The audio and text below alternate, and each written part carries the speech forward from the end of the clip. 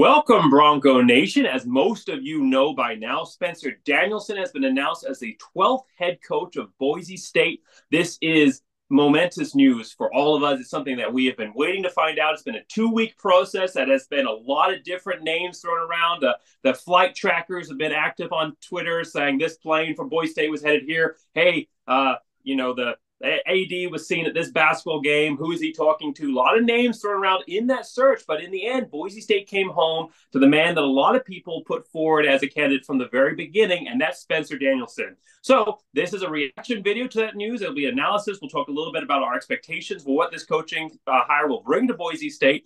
But I thought I'd bring on Ron Counts from the Idaho Statesman today to just give a little bit of perspective. I think he'll be a little more qualified than me in this because he's been on this side of things, talking about the Spencer Danielson hire. He saw this coming. This is something that he saw coming before a lot of other people did. He was part of a few media members that looked into the future and said, hey, Spencer Danielson's the guy. He was definitely reporting on that at an early stage. He was definitely advocating for it in a way as well. I know that he and I had our own little Twitter spat about Kellen Moore, Spencer Danielson, who would be the better one. So I thought it'd be great to bring on Ron Counts from Idaho Statesman today to give his perspective and his side of what this hire means for Boise State. So thank you so much, Ron, for coming on and doing this. Just initially, what are your thoughts on this hire? First of all, I'm happy to come on anytime. I love your channel, love your content, so having me on anytime. My initial thoughts here is this is the best hire Boise State can make in terms of player retention. Here's the thing. There's two things that head coaches have to know how to deal with in this day and age. NIL and the transfer portal. They've got to find a way to keep the players they have on the roster in-house. Look at what happened to Indiana. They fired Tom Allen, and they lost more than 10 players in 24 hours. Boise State hasn't lost a single player since Andy Avalos was fired. Players tell me that's because of Spencer Danielson. The players love this man. I can't tell you how many times they've said we'll run through a brick wall for him. That they call him a father figure. He's a God-fearing family man. A great role model, a great mentor. He has the love and the heart and the trust of the locker room, which is huge. That's what Andy Avalos lost. It's huge. But it's more than that. It's more than just a touchy-feely kind of situation. Spencer Danielson is a very talented, up-and-coming young coach. Number one, he's a very, very talented recruiter. He's recruited half the guys on this roster right now. He knows them so very well. Everyone I talk to on the road talks about how he's a star on the recruiting path, and everyone talks about how he's an upcoming star in the coaching ranks. He had a chance to leave Boise State last year for Power 5 opportunities, and he didn't. He stayed here. He stuck it out. He loves this place, and I think it's a great hire. And not only that, I think it's a fiscally responsible hire for a program like Boise State who's trying to raise money for huge capital campaigns. You look at a guy like Spencer Danielson, third youngest head coach in the country right now, first-time head coach. Boise State's gonna be able to get him probably for that same 1.4, 1.5 million a year contract that Andy Avalos had. They're gonna retain most of the staff that was here already. Many of them who signed multi-year contracts in the last couple of years. So financially, this could be a huge payoff for them. So I think it's a great hire. Were there splashier names out there? Absolutely. We heard Kellen Moore was floated, Bronco Mendenhall, Gary Patterson, Jeff Choate, Brett Vegan. All these guys were floated. Those guys maybe have more splash, more sexy. They're more sexy names. Obviously, Kellen Moore is a god in Boise. Everyone loves him, and he would do a lot to elevate the national profile. He might even convince some business owners and fans to open their wallets. But would he be able to keep the players that are on this roster right now? Would he be able to keep the Ashton Ginties, Taylon Greens, Andrew Simpsons, Prince Strauss on the roster right now? There's no guarantee. I think Spencer Danielson can do that. So you believe that Spencer Danielson will be able to keep these star players here, that based on their statements, based on what they're doing, what their comments have been, you think that those star players like Ashton Genty are more likely to stick around now? There's certainly no guarantee in this NIL era. There are big programs that can offer big money. I can guarantee you that Ashton Ginty particularly has gotten six-figure offers from programs already. So you never know what's going to happen there. But Spencer Danielson gives the program the best chance to keep those guys for sure. If say you brought in a Bronco Mendenhall, a Jeff Choate, even a Kellen Moore, guys who these players don't have a relationship with. What's to keep them here? They might be excited to play for Kellen Moore because he's a very famous player, maybe the most famous player in Boise State history. He's got the NFL background, but these players don't know him. He didn't recruit these players. These players don't love him. They love Spencer Danielson. They've played so hard for him in the last 3 weeks. I think it's a great hire. Now, 2 weeks went through a lot of names. You threw out a bunch of them right there in that little bit. So why the 2 weeks around to come back to a hire that maybe might have been obvious from the table? You're coming. Some other people put on Twitter saying 2 weeks is a long time to go and hire the interim head coach. So what changed? Do you think that the impact of the last 3 games, the Mountain West Championship? I know that they were saying that was not going to impact the results of this coaching search, but do you think that had a role? And what kind of role do the groundswell of support from fans and former players had in impacting the decision here for Jeremiah Dickey?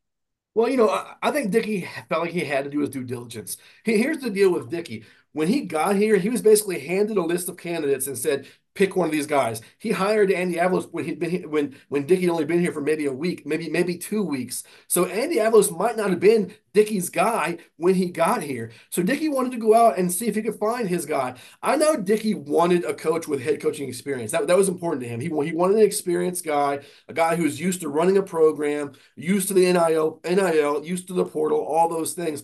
But I just think the way this team performed in the last 3 weeks, the amount of love and support these players and former players have shown for Danielson, I think it made it impossible not to hire him. Just imagine the optics. He hoists the trophy on Saturday and doesn't get the job today. It's just that's a tough sell, no matter who it is. So I think the groundswell absolutely made a big difference, and I think the players themselves made a difference. DJ Schramm told us last week the players got together and they went to Jeremiah Dickey and they told him, Spencer's our guy. Spencer's who we want. Alexander Tubener last night, he was just he was praising Spencer Danielson all over the place. He talks about him like he's a father, he's a mentor, he's a servant leader. So these players, again, they love him, they trust him. We know they play hard for him. I think it's a good hire. They certainly have played hard for him. Boise State 3-0 since Spencer Danielson took over, and those will not just count as interim jobs now. Those wins will count as part of his record as the Boise State head coach here.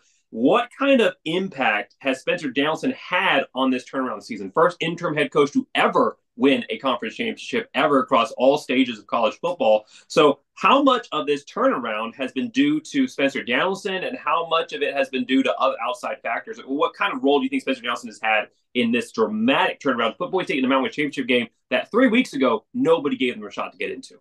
Players tell me that Spencer Danielson has made all the difference. Ashton Jeanty specifically, he said that Spencer Danielson is the guy who always shows love. He's the guy that the players know cares about them, loves them, and always has their best interest in heart.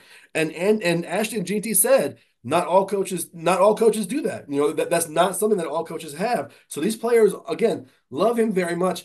And listen, I'm not going to throw out there unconfirmed reports about what happened in the locker room when Avalos was here. But it is not hard to read between the lines of the comments from the last 3 weeks and understand what the players dealt with the last 2.5 years, why they're excited to play for a coach that loves them. It's just not hard to see. So he made a huge impact. And I also think one thing that led to the success of late is Spencer trusted his OCs.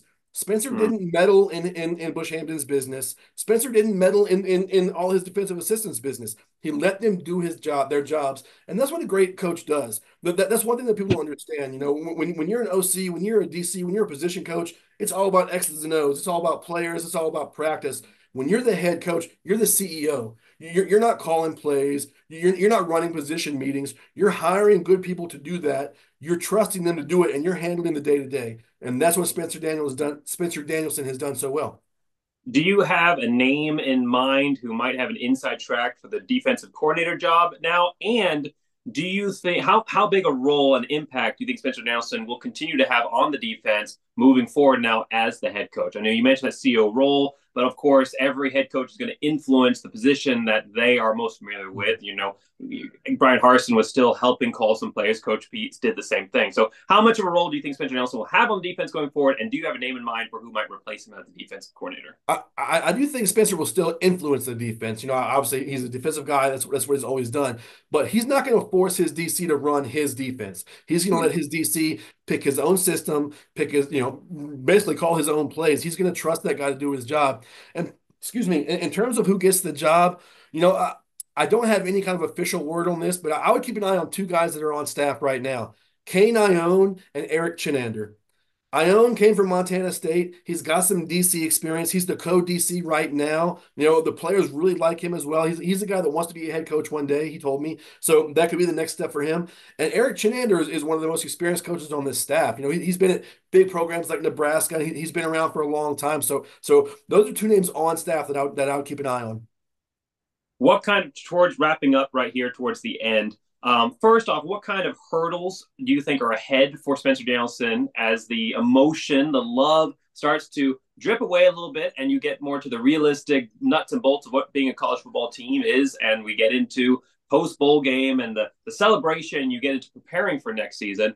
Obviously, this is not a fixed team yet. There are things that have been improved. Boise State's back on upward momentum, but it's still a program that went 7-5 this year, 7-5 the first year, and was headed that way last season before Dirk Cutter stepped in. So what are some quick hurdles that Spencer Danielson's going to have to address, that he can address quickly to put Boise State back on track? And do you have any expectations for what 2024 might look like? Of course, we're way too early right now to start putting out record projections there, but the playoff year, it's all important for the group of five in 2024. Do you have any projections for that next season as well?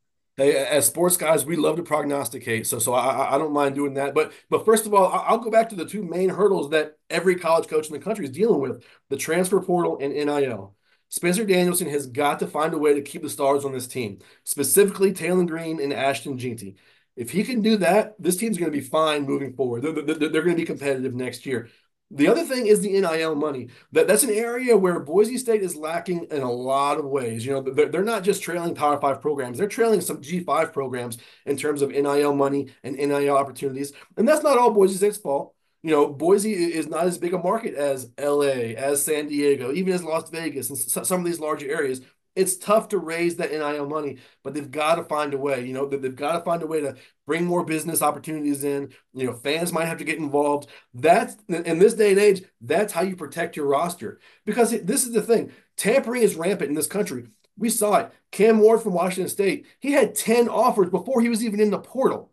I mean, it's no one follows the rules. It's the wild, wild west out here. And you've got Power 5 programs that can offer players $1 million to come play. And, if you're an 18 to 22-year-old, hard to turn down $1 million, absolutely is. So he's got to find a way to keep the roster intact, and he's got to find a way to raise the level of NIL funding that is at Boise State. But I mean, there's already so many promising things with Spencer. I mentioned that he's such a talented recruiter. As an interim head coach, he's got 3 verbal commits, and I know some of those guys maybe are committing to Boise State, the program. But how many interim coaches do you think get verbal commits, especially in a season where they were 5-5 when he took over the team? So players know who he is. Players know what he's all about, and I think recruiting wise, X and O's wise, I think they're going to be fine. It's just that transfer portal and the NIL money. And as far as 2024 goes, do you think this is a team that could make a push for the playoffs with Spencer Danielson at the helm? I mean, there's a lot of unknowns out there, but do you see this as being a head coach that could take Boise State there in year one, or are we probably looking for a major growing pain kind of season as he develops into this role?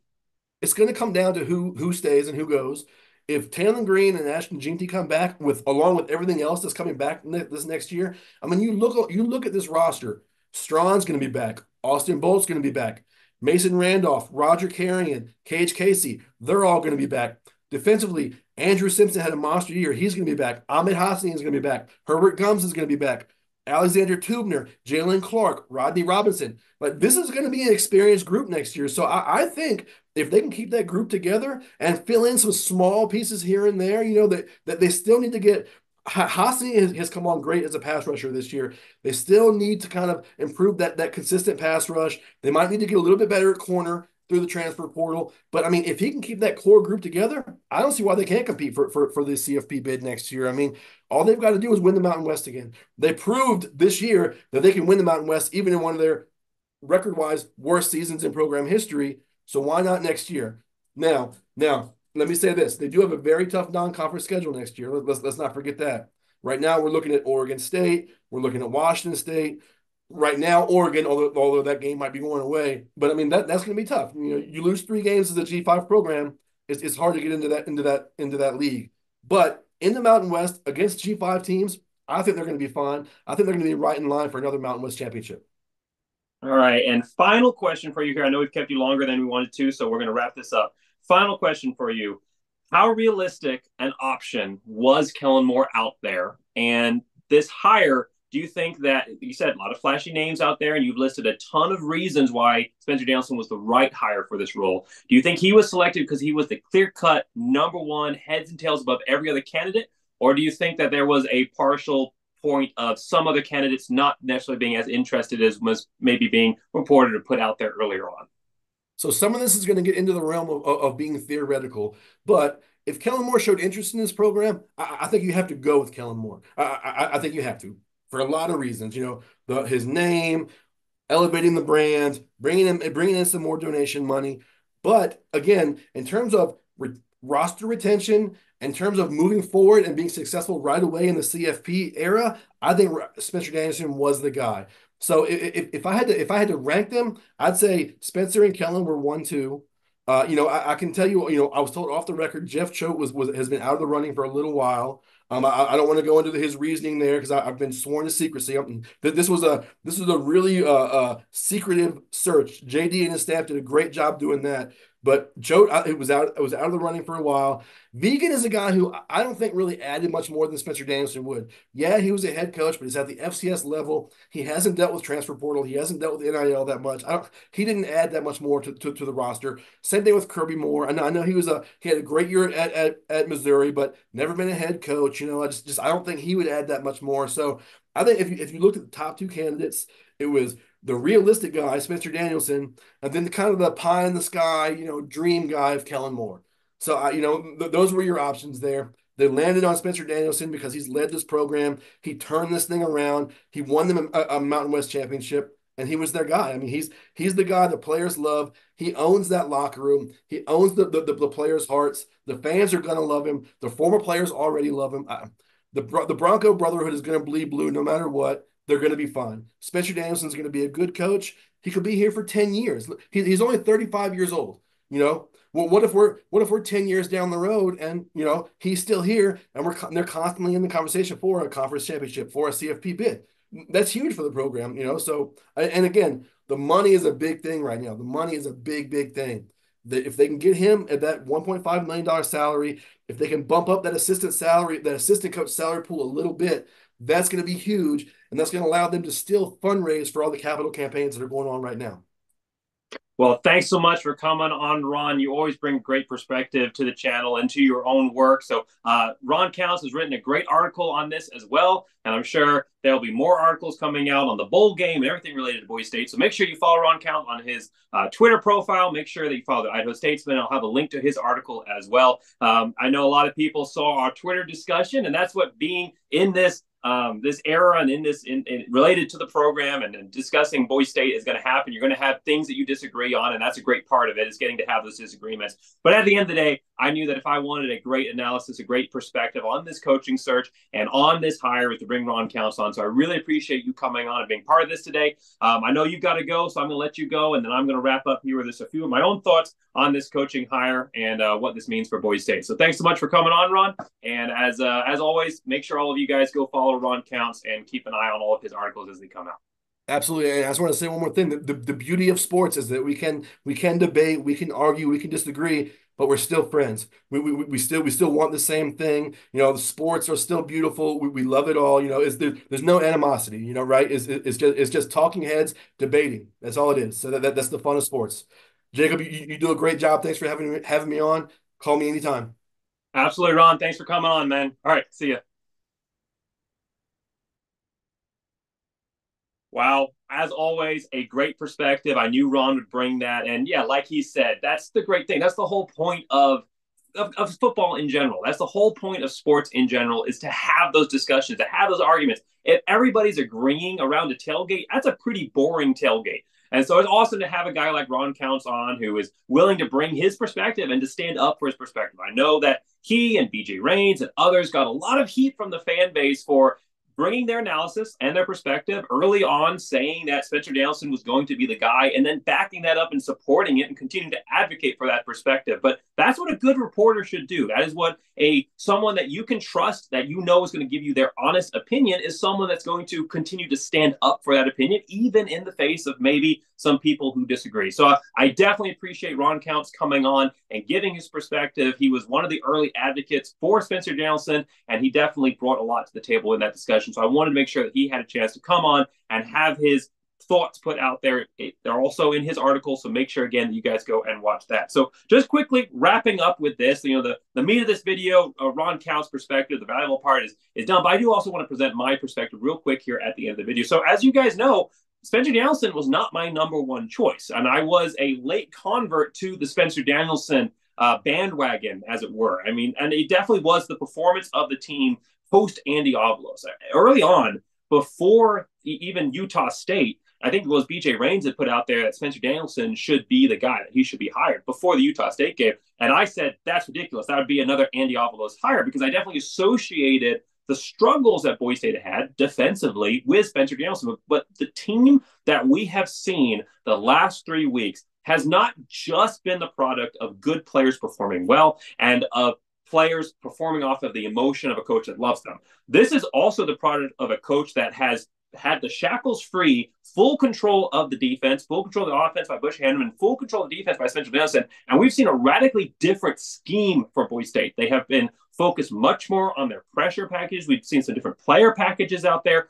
It's been a different coaching style. And so Spencer Danielson definitely won me over as a candidate after the Utah State game, and after the Air Force game and the Mountain West Championship game. While he still never cemented my number one was always going to be Kellen Moore, like a lot of other fans out there. And Ron Counts acknowledged that as well. I mean, I do believe if he had wanted this job, he would have gotten it. And so the reason he's not the head coach right now has got to be that for whatever reason, he still thinks that there's a track with the Chargers, or he's still looking for the NFL. So we fans can continue to hope that eventually down the road, Kellen Moore will return to the program. But hopefully with this hire, we won't need him for a while. But like I said, Kellen Moore was definitely my number one. And then after that, it was close. I mean, I still think that Ryan Dinwiddie would have been a great hire, but Spencer Danielson definitely cemented himself as one of the top number 2 or number 3 candidates for this job with his performance through the last 3 games of the season. And of course, you don't just make a coaching hire based on 3 games.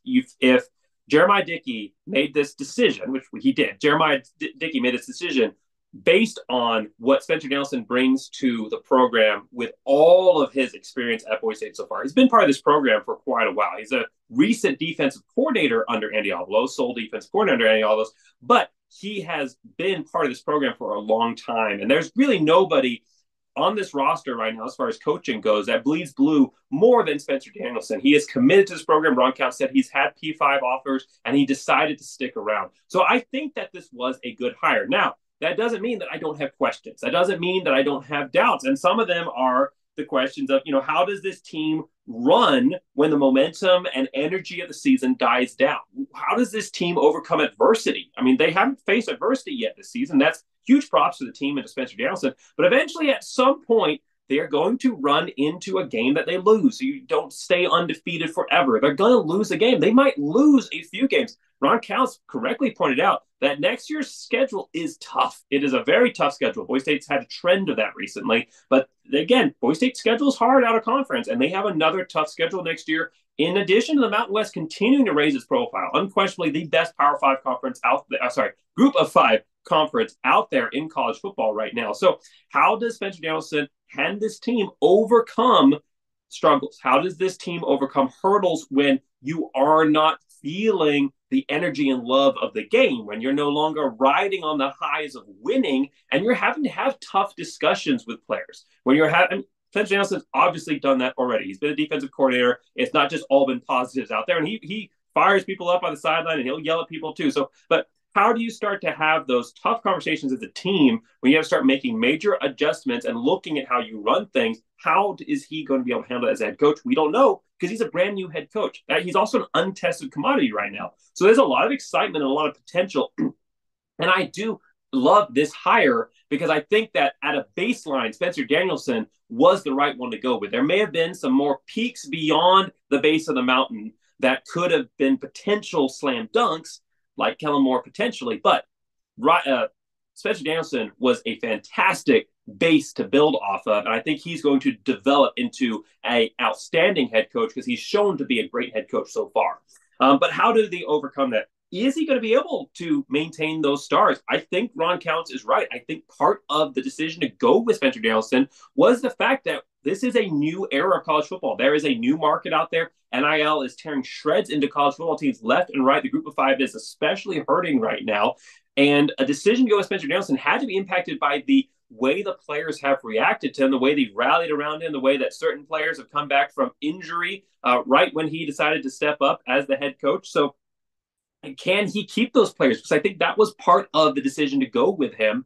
And if he's not able to keep those players, is he going to be able to bring in the same star level talent? I mean, I think that a Kellen Moore type guy, one of his benefits would have been that he would have brought that major name. I mean, he would have recruited coaches, he would have recruited players based on just his name, and he would have developed his other recruiting potential later on. But Spencer Danielson, can he do that? Can he replace any star players that leave? Can he maintain those star players? And will the defense move forward? It's shown major improvement since he's taken over. But again, how much of that is the energy of the moment, the emotion of the moment, and playing to the biggest stage?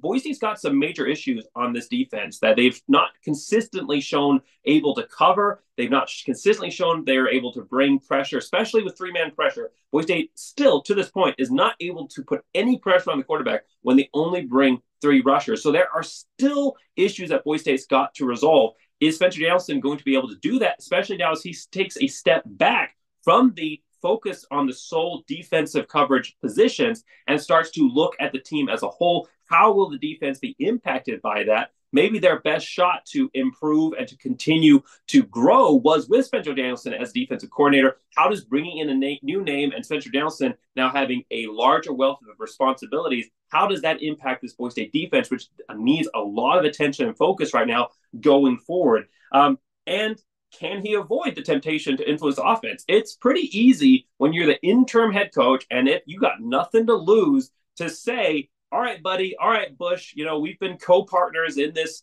team, at the same level for not quite this season. Bush was hired this season, but, we've been partners this year.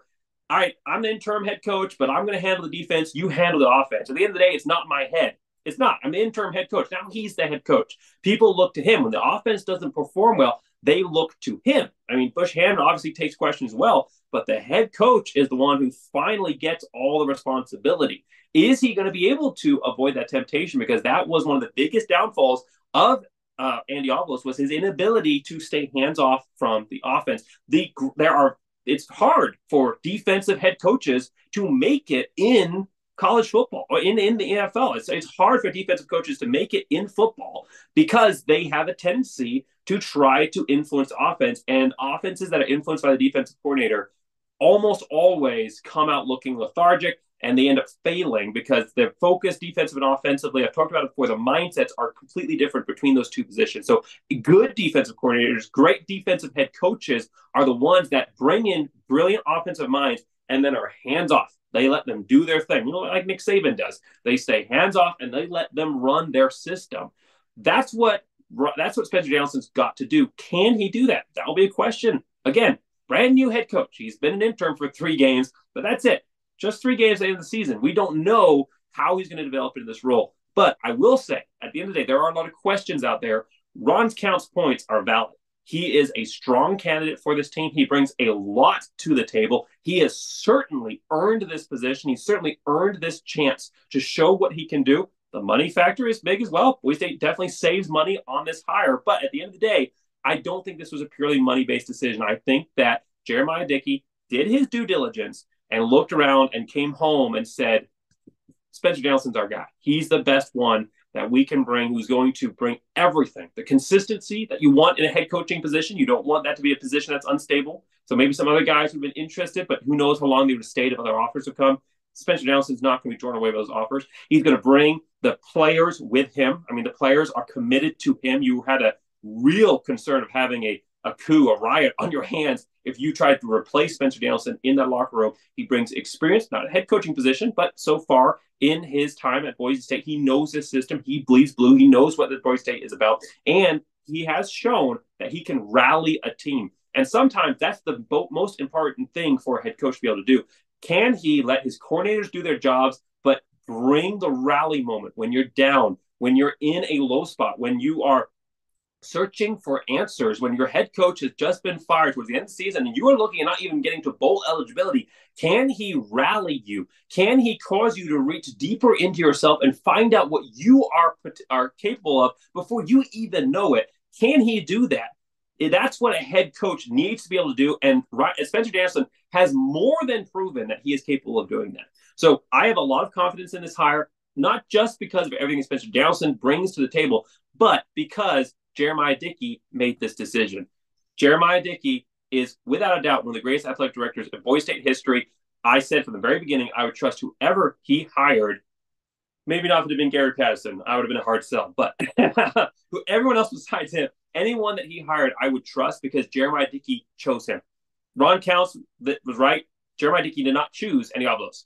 His hire was announced a week after Jeremiah Dickey's hire was announced. That was not a selection that was made by him. He got the privilege of announcing the name, but Andy Avalos had already been selected before Jeremiah Dickey ever stepped foot in Boise. This is his chance. This was his moment to shape the future of the program. There's a lot that's going to be riding on it. His legacy is going to be looked at and impacted by this decision. So I can definitely understand him doing his due diligence to make sure the best decision was made. And I think that he has found a great head coach for this program. The future will tell what exactly Boise State looks like with their 12th head coach in program history. Thanks so much for watching. Make sure you like, subscribe. Make sure you like Ron Counts. Make sure you follow Ron Counts' profile. Make sure you check out his article, link in the description. Thanks so much for watching. And as always, go